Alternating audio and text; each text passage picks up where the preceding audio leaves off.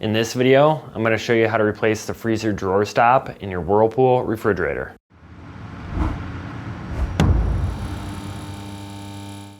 If you need to buy a new freezer drawer stop, check out our website, partsdoctor.com, where we sell parts for all major appliance brands. For ease of access, we're going to remove the freezer door. This step is optional. To remove the freezer door, open the freezer and locate these two bolts on the back side of the door near the upper corners. Slightly loosen them with a 1/4 inch nut driver, wrench, or socket.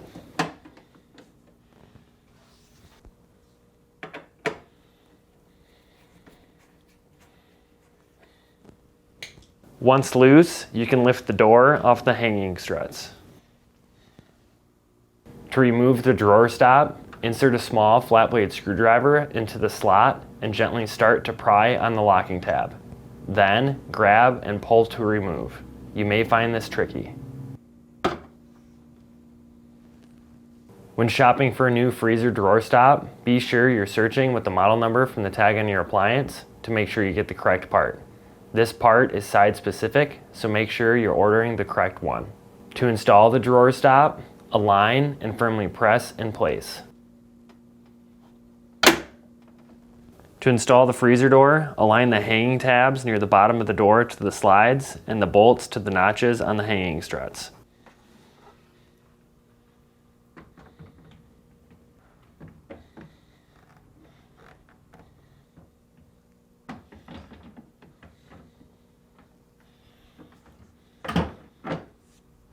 Once the door is seated properly, tighten the bolts.